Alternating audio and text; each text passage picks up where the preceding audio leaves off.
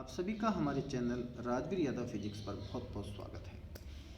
आज हम 2013 का पेपर हम पिछले कई वीडियो से इसका अध्ययन कर रहे थे और इस पेपर के अंतर्गत हमने 29 सवालों का अब तक अध्ययन कर लिया, 29 क्वेश्चंस का।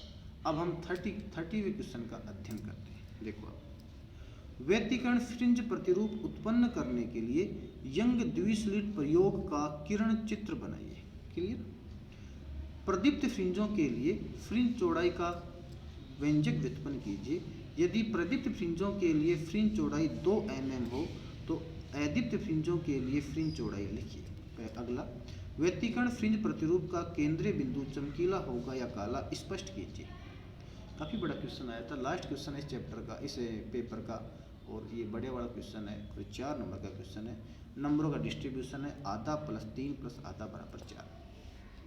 लेकिन इसके अथवा में एक और क्वेश्चन आया था, उसको भी देख लो आप। ये कहना चाह रहा है कि अवतल दर्पण के लिए किरण चित्र बनाकर सिद्ध कीजिए। मतलब अवतल दर्पण का आपको किरण चित्र बनाना है और फिर सिद्ध करना है कि दर्पण की फोकस दूरी जो है वो उसकी वक्रता त्रिज्या की आधी होती है। अवतल दर्पण के लिए दर्पण समीकरण लिखो। साथ में प्रकाश जब विरल से सघन माध्यम में एंटर करता है, प्रवेश करता है, तो उसकी तरंग दैर्घ्य व आवृत्ति पर क्या प्रभाव पड़ता है, ये भी ये हमसे पूछना चाह रहा है। और नंबर आया है आधा प्लस 2 से 1/2 प्लस 1 बराबर 4 नंबर का। यंग का द्विस्लिट प्रयोग देखिए। एक वर्णीय प्रकाश स्रोत S है यहाँ पर, यहाँ से प्रकाश की किरणें निकल रही हैं और जब प्रकाश की किरणें यहाँ से निकल रही हैं तो यहाँ पर, तो यंग के द्विस्लिट प्रयोग की मैं बात कर रहा था। तो ये एक वर्णीय प्रकाश स्रोत S है। एक वर्णीय प्रकाश स्रोत का मतलब होता है ऐसा प्रकाश स्रोत जिससे केवल एक रंग का प्रकाश निकलता है। इस प्रकाश स्रोत, मतलब यहाँ कोई बल्ब लगा हुआ है, सामने गत्ता लगा हुआ है, गत्ते में हल्का सा छिद्र है, जो इस छिद्र आपको ये दिख रहा है, जो इस छिद्र से होकर प्रकाश निकलता है। तो इस प्रकाश के कई तरंगाग्र मैंने बनाए, ये डार्क लाइन से, फिर डॉटेड से, फिर डार्क से, फिर डॉटेड से, ये सब इसके तरंगाग्र मैंने बनाए हैं। यहाँ एक दूसरा गत्ता लगा हुआ है, जिस गत्ते में एक छिद्र ये है, एक छिद्र ये है। इन दोनों छिद्रों को कहते हैं कला संबद्ध स्रोत। अब इन छिद्रों से भी प्रकाश की किरणें निकलेंगी, इस छिद्र से प्रकाश की किरणें निकलेंगी, तो ये इसका हम तरंगाग्र, गोलीय तरंगाग्र बना रहे हैं। यहाँ ये इसका गोलीय तरंगाग्र बना रहे हैं। तो अब ये बीच की ये जो जगह है, इस जगह में ये दोनों तरंगाग्र एक दूसरे से मिलते हैं और व्यतिकरण की घटना होती है। और उस व्यतिकरण की घटना के कारण यहाँ पर ये जो पर्दा है, इस पर्दे पर व्यतिकरण प्रतिरूप उत्पन्न होता है। जिस व्यतिकरण प्रतिरूप का बिल्कुल बीच का जो पॉइंट है वो दीप्त फ्रिंज का काम करता है। यहाँ पर दीप्त फ्रिंज बनती है, अर्थात चमकीली फ्रिंज बनती है। इसके जस्ट आगे अदीप्त, फिर दीप्त, फिर अदीप्त, नीचे दीप्त के नीचे अदीप्त, या यूं कहूँ दीप्त तथा अदीप्त फ्रिंजें एकांतर रूप में यहाँ उपस्थित रहती हैं। फ्रिंज का पैटर्न भी यहाँ बता रखा है कि ये काली फ्रिंज है, फिर चमकीली फ्रिंज है, फिर काली फ्रिंज है, फिर चमकीली फ्रिंज है, फिर काली फ्रिंज है और फिर चमकीली फ्रिंज है। प्रदीप्त फ्रिंजों के लिए फ्रिंज चौड़ाई का व्यंजक ज्ञात करना। ये जो फ्रिंज चौड़ाई है, इसका व्यंजक क्या होगा, इसका फॉर्मूला क्या होगा, वो हम इस टॉपिक में अब देखना चाह रहे हैं। देखिए, अब ये S एक वर्णीय प्रकाश स्रोत है, जिसके सामने S1 और S2 दो गत्ते होते हैं, जिन गत्तों में या दो छिद्र होते हैं गत्तों के अंदर, जो दो कला समझ स्रोतों का कार्य करते हैं।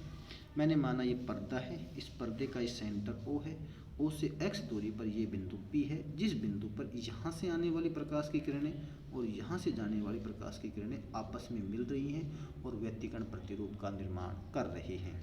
चूँकि ये वाली रेखा हमें छोटी दिख रही है, ये वाली हमें बड़ी दिख रही है, तो मैंने यहाँ से एक लंब डाल दिया है।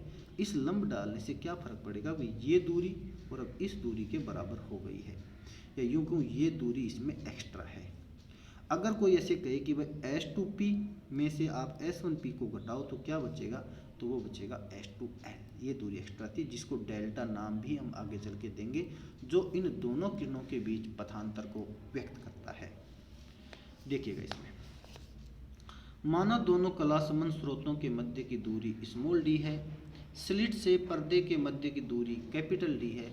माना बिंदु P पर कोई चमकीली फ्रिंज बनती है, तब त्रिभुज OO' में, O देखो, O ये रहा, O' ये रहा और P ये रहा। ये जो त्रिभुज बन रहा है, मैं इसकी बात करना चाह रहा हूँ। इसमें tan थीटा = लंब अपूर्ण आधार, आप जानते ही हो। जब इसमें ये कोण जब थीटा है तो लंब रहेगा बेटा ये, जो कि x है, आधार रहेगा ये, जो कि d है, तो ये बन गया x/d समीकरण नंबर फर्स्ट। अब ऐसे त्रिभुज बन रहा है S1 S2L, इसमें साइन थीटा लगा लो, जहाँ थीटा ये है तो साइन थीटा के आधार पर लंब बटा कर्ण बनेगा, जो वास्तव में S2L, ये S2L और कर्ण रहेगा S1 S2, जो वास्तव में d के बराबर है। S2L वास्तव में पथांतर डेल्टा के बराबर होता है, आपको बता चुका था मैं, अपॉन d, ये समीकरण नंबर 2। लिख भी रखा ये बात कि S2L बराबर S1P। जैसा कि आपको पहले भी मैंने कई बार बताया था कि जब थीटा अल्प होता है उस पोजीशन में साइन थीटा भी थीटा के बराबर होता है और टेन थीटा भी थीटा के बराबर होता है। इसलिए जो समीकरण 1 और 2 जो हैं, जो वास्तव में साइन थीटा और टेन थीटा को रिप्रेजेंट कर रही हैं, ये दोनों थीटा को ही रिप्रेजेंट करेंगी। ऐसी पोजीशन में ये वैल्यू और ये वैल्यू एक दूसरे के इक्वल होगी। इस वजह से मैंने लिखा यहाँ पर समीकरण 1 व 2 से x/d = delta upon small d। Clear? या x बराबर हो गया d/d गुणा डेल्टा, समीकरण नंबर 3। अब मैं बात करता हूँ समपोषी व्यतिकरण में पथांतर। डेल्टा बराबर क्या होता है, n लैम्डा। ये बात हम समझते हैं, हमें पहले पढ़ चुके हैं ये बात। ये यहाँ पर रख दीजिए, तो ये हो गया xn बराबर d/d गुणा n लैम्डा, समीकरण नंबर 4। तो ये जब एनवी चमकीली फ्रिंज की बात की जाए तो उस पोजीशन में ये बराबर रहेगा xn = d/d गुणा n लैम्डा, समीकरण नंबर 5। क्लियर? अब मैं बात करूं n-1वीं चमकीली फ्रिंज के लिए, xn-1 = d/d गुणा n-1 लैम्डा। कुछ नहीं किया मैंने, n की जगह मैंने n-1 लिखा है। अब प्रदीप्त फ्रिंजों की फ्रिंज चौड़ाई को ज्ञात करने के लिए इनको आपस में घटाया, इस दूरी को इस दूरी में से घटाया है, तो xn-1 किया है मैंने, तो दोनों को मैंने आपस में घटा दिया है।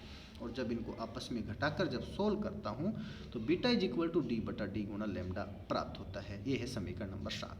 समीकरण 7 चमकीली फ्रिंजों की फ्रिंज चौड़ाई के सूत्र को रिप्रेजेंट करता है। अब इसमें एक दो बात और पूछ रहा था, वो देख लो कि ये कहना चाह रहा था कि भाई, ये कहना चाह रहा था मैं कि प्रदीप्त फ्रिंज की फ्रिंज चौड़ाई 2 mm है, तो अदीप्त की बताइए।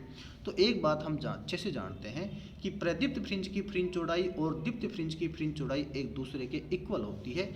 इसलिए यंग के द्विस्लिट प्रयोग में चमकीली व काली फ्रिंजों की फ्रिंज चौड़ाई समान होती है।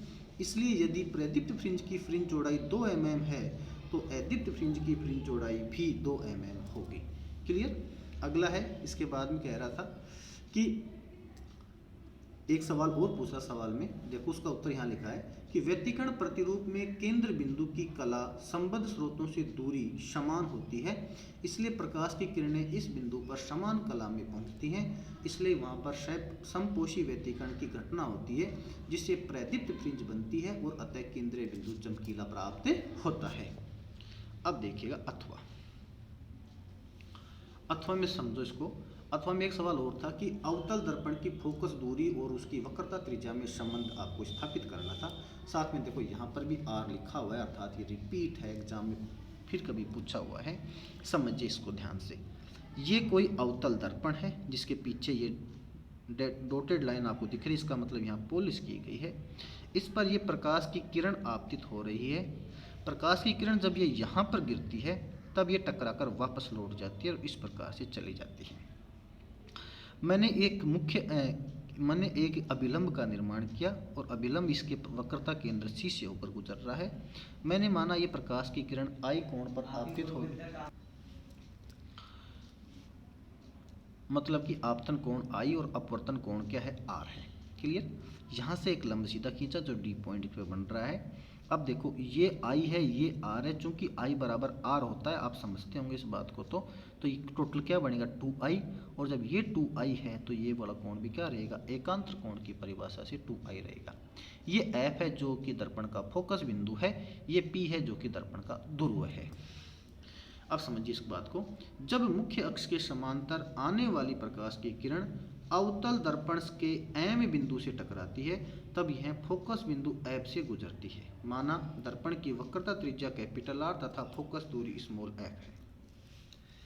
तब परावर्तन के नियम के अनुसार कोण I बराबर कोण R होता है। इस वजह से हमने लिखा त्रिभुज MCF में MCF बराबर CMF या MF बराबर FC रहेगा। यदि दर्पण का द्वारक छोटा हो तो बिंदु M को बिंदु P के बिल्कुल नज़दीक माना जाएगा।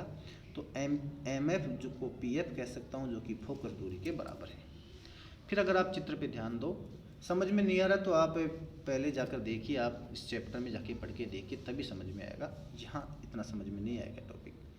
CP बराबर CF प्लस PF या R बराबर F प्लस F, R बराबर 2F और F बराबर R/2। अतः अवतल दर्पण की फोकस दूरी उसकी वक्रता त्रिज्या की आधी होती है। क्लियर।